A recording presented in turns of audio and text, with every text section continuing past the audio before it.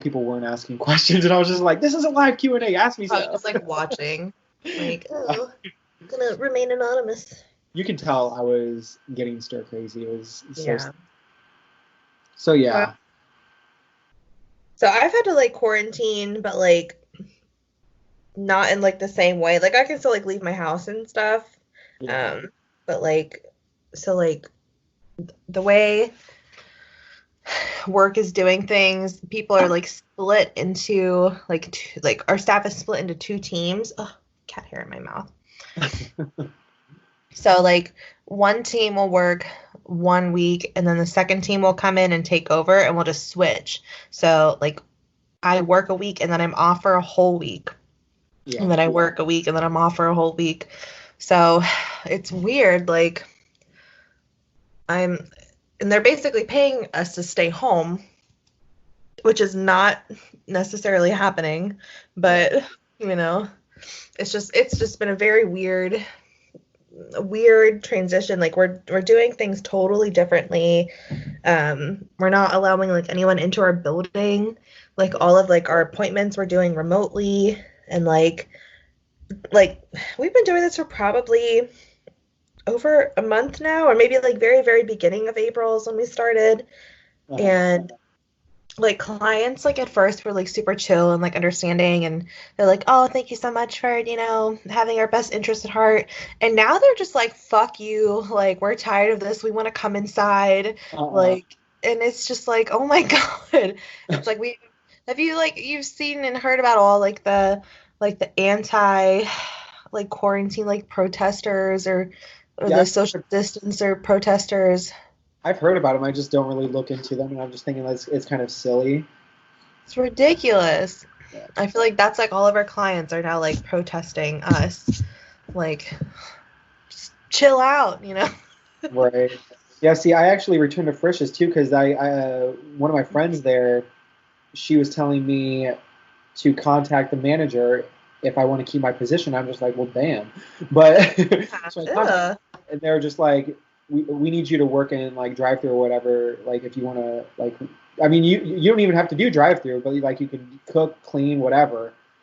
Yeah. So, still, that's annoying. I have experience in drive-through from the old Frisch's that we worked at. I remember that. And you should hear my customer service voice. It's so fake. Oh, but I know. I swear I make people feel so right at home when they come through that drive-through. I get like this weird like southern like accent. Like where the fuck? Where does that come from?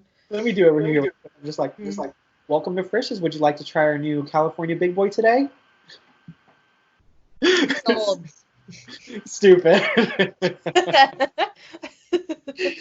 Everyone has like a customer service voice. Like some people are better than others. Like yours is very nice. I feel like mine is also very nice. Yeah. And nobody wants to hear like my normal voice. Like I know it. Everyone knows it. My normal voice I feel like is very annoying. And I'm honestly so confused as to why people like my customer service voice. Because I think that's the most annoying fucking voice on the face of the planet. Like, if I call some, like, customer service place, I'm like, oh, my God. Like, I can tell that this is a fake voice. Like, your voice is fucking fake. Like, it sounds nice, but it's fake. Yeah. You know? Like, we can both, like point out, like, oh, that's a customer service voice. That is not your real voice. And as soon as we hang up this conversation, you're going to go back to your ghetto-ass, you know, like, Jenny from the Block voice.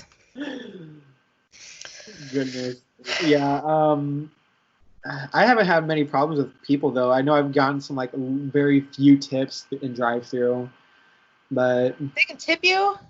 Yeah, I mean, like if it's like little change, it'll be like just keep the change or whatever. I'm just like, oh, well, thank you. Do you keep it or do you share it with your drive-through people? I keep that shit. No, there's this other girl. Because since I haven't worked drive-through since the old Frisch's, I was basically with this other girl that was working or like cashing people out. I saw that people were tipping her the first couple days that I was back in there, so I was just like then the second 2 days that I was there.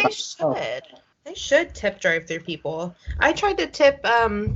We have like a little, you know, like those little carry-out places where you can drive through, like a drive-through gas station. I tried to tip my dude, and he was just like, oh no, no, you keep it. And I'm just like, no, dude, like, I want you to have this. Yeah.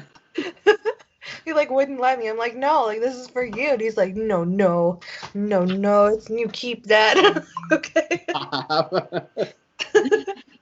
It's weird. But, yeah, I mean, like, so yeah, just those first couple days, I noticed that she just kept her tip. So I was just like, the second or the next 2 days that I was there by myself or whatever, people were tipping me, and I was just like, well, she kept hers, I'm keeping mine.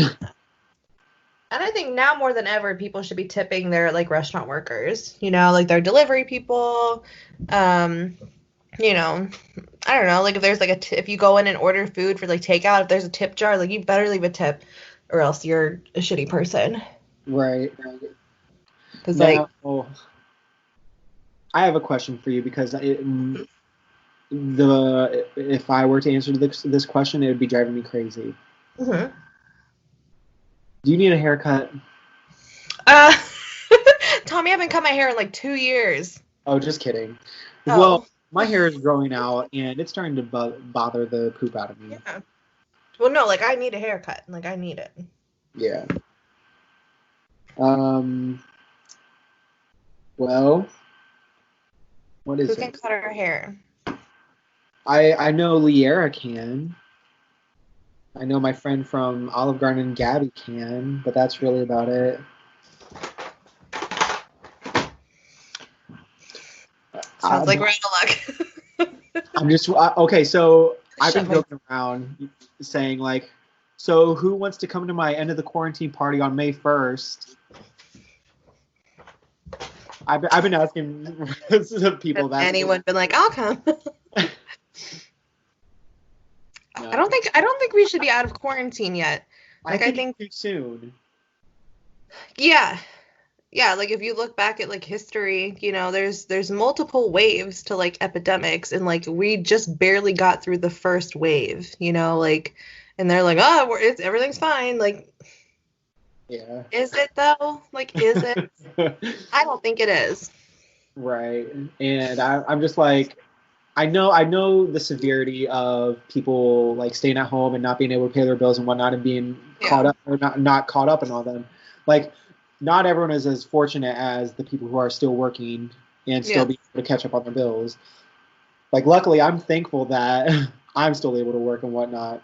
Right. But I understand how the people who aren't working, how it can affect them. But I'm just thinking, like, the moment that they open places back up, they're going to be crowding around or whatever. Like, it may not even be crowding around. Yeah. It's just easier ways to pass it around, again, if someone still has it.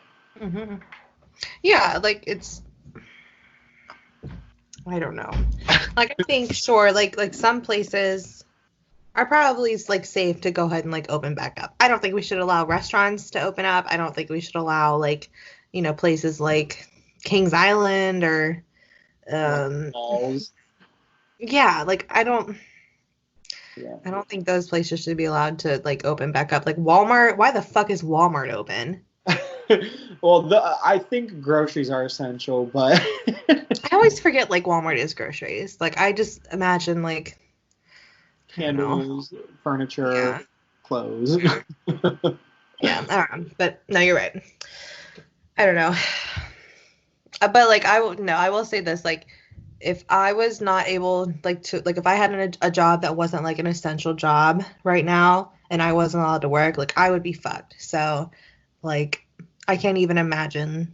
I mean, like, I can kind of imagine, like, how some of these people are feeling. Yeah. Because I would probably be in their same situation, but at the same time, it's just, like, it's unfathomable.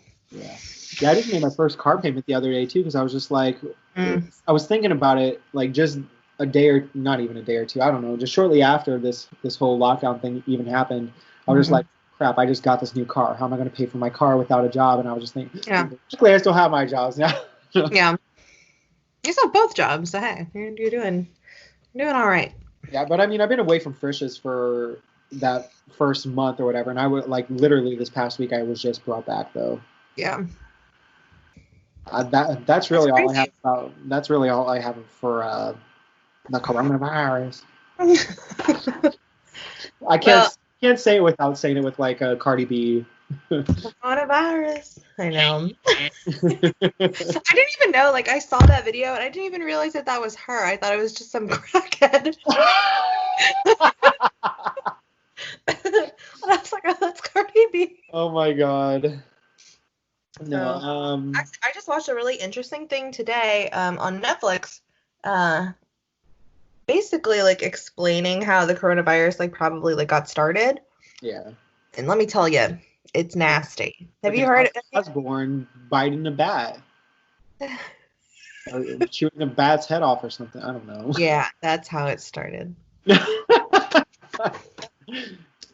Well, no, they did think it's like started from like a bat that like, you know, because China has all those like weird fucking like animal like markets where you can just like go and like slaughter an animal and take it home and eat it. Ew. And like weird animals too, not just like, you know, like chicken and, you know, fish, like bats and like kangaroos. I don't know, I made that up, but you know, like weird shit that like you shouldn't just like be eating willy-nilly. Yeah. Like, I would never be like, you know what sounds good? A fucking bat. Like, I would never. Exactly. Well, like they already carry enough diseases out as it is, right? Exactly. And like, I don't know, like, just who in their right mind would do it? It's disgusting. But yeah, they're like, yeah, this probably started, somebody, you know, ate a bat that had this, you know, mutated, you know, virus that, because like most viruses can't jump species. I know this because I work with animals. So like most viruses can't jump species, but they can mutate to forms that can.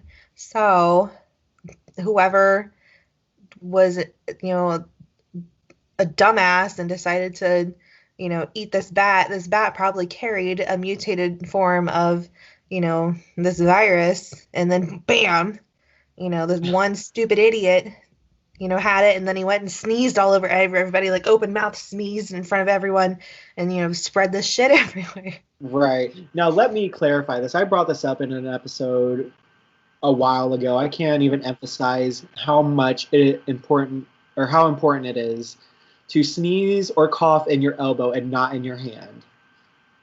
Like, anytime I see someone cough or sneeze in their hand, I'm just like, you better go wash that hand now. Yeah. Like, or just like into the air. People just like cough and sneeze into the fucking air. Like, what is, like, even before all of this, like, I had a coworker who would do this shit all the time. And I would just, and like, right, like within like inches of like my face. Right. I'd be like, you cannot do that. Even before all of this. But yeah, like, don't cough or sneeze into the air or into your hands, because then your hands are going to touch everything.